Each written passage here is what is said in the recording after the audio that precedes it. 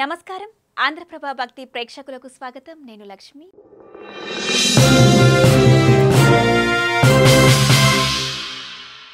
కురుక్షేత్ర యుద్ధరంగం. ఇరువైపులా సైన్యాలు భారీగా మోహరించాయి. తమ అన్నదమ్ములు బంధువులతో యుద్ధం చేయాల్సి రావడంతో అర్జునుడు బాధతో కృంగిపోయారు. తన వారితో యుద్ధం చేయలేనని నిస్సహాయ స్థితిలోకి వెళ్లిపోయారు. యుద్ధానికి బదులు తానే కౌరవుల చేతిలో చనిపోవడానికి సిద్ధమయ్యారు. ఆ సమయంలో అర్జునుడికి ఆ శ్రీకృష్ణ పరమాత్మ ధర్మం, కర్మ, భక్తి అలాగే జ్ఞానం వంటి పలు విషయాలను బోధించారు. యుద్ధానికి సన్నద్ధం చేశారు. అదే గీతోపదేశం. మరి గీతోపదేశం సారాంశం ఏంటి, కృష్ణుడు అసలు ఏం చెప్పారో తెలుసుకోవడానికి ఈ వీడియోను చివరి వరకు చూసేయండి. అలాగే మీ ఫ్రెండ్స్కి షేర్ చేయండి. ఇలాంటి ఇంట్రెస్టింగ్ విషయాలను తెలుసుకోవడానికి మా ఛానల్ని సబ్స్క్రైబ్ చేసుకోండి. భగవద్గీత 700 శ్లోకాలతో ఉండే గ్రంథం. మహాభారతంలో సగం.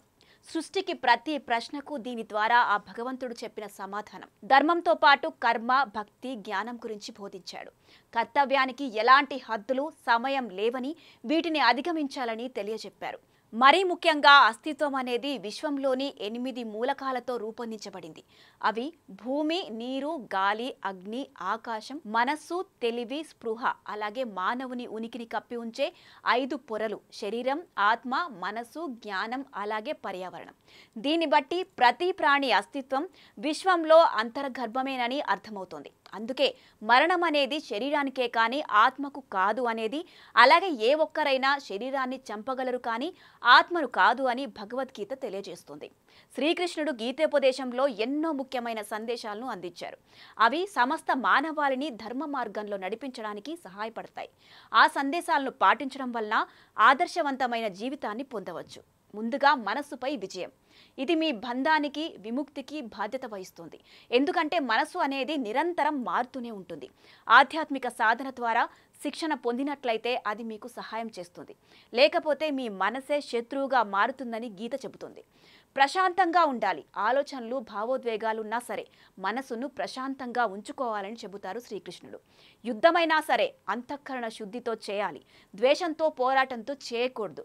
ధర్మం, న్యాయం కోసం పోరాటం చేయాలి. సమానత్వాన్ని కాపాడుకోవడానికి పోరాటం చేయాలి. యుద్ధం గెలవాలంటే ముందు మనసును జయించాల్సి ఉంటుంది. మనలో ఎలాంటి ఆందోళనలు లేకపోతేనే శాంతిని పొందగలం. ఈ స్థితిని అనుభవించిన వారు జీవితంలో ఎలాంటి పరిస్థితులైనా ఎదుర్కొనే సామర్థ్యం పొందుతారు.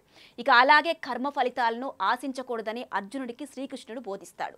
ప్రకృతి నియమం ప్రకారం సమర్థవంతంగా వ్యవహరించాలి.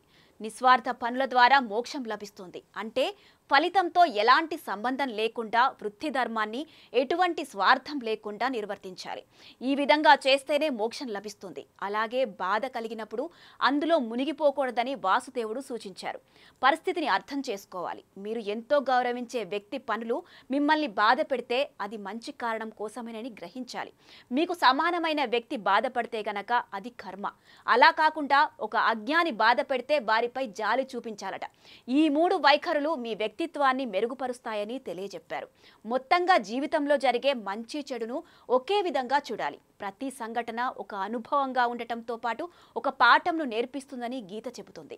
అలా ప్రతి ఘటనకు సాక్షిగా ఉన్నవారే నిర్భయంగా పరిస్థితులను ఎదుర్కోగలరు. గాలి వచ్చి వెళ్ళినట్లుగానే జీవితంలో సుఖదుఖాలు వస్తుంటాయి, పోతుంటాయి. అక్కడే చిక్కుకోకుండా ముందుకు సాగిపోవాలి. ప్రయత్నాలు చేస్తూ పోవాలి. దక్కాల్సిన ఫలితం దక్కుతుంది. అదేవిధంగా ఆధ్యాత్మిక జ్ఞానంతో మీ బుద్ధిని బలపరుచుకోవాలని శ్రీకృష్ణుడు అర్జునుడికి బోధిస్తారు. ఆ సమయంలోనే శ్రీకృష్ణుడు అర్జునుడికి విశ్వరూపాన్ని చూపించారు. ఈ రూపంలో సమస్త విశ్వం, సమస్త సృష్టి కనబడింది. కృష్ణుడి విశ్వరూప దర్శనం మనమందరం ఒకే బ్రహ్మలో భాగమని, మన ప్రతి చర్య, ఉద్దేశం ధర్మ స్థాపన కావాలన్న విషయాన్ని మనకు బోధిస్తోంది. ఇలాంటి ఇంట్రెస్టింగ్ వీడియోలతో మళ్ళీ కలుద్దాం. మరిన్ని అప్డేట్స్ కోసం మా ఛానల్ని ఫాలో అవ్వండి.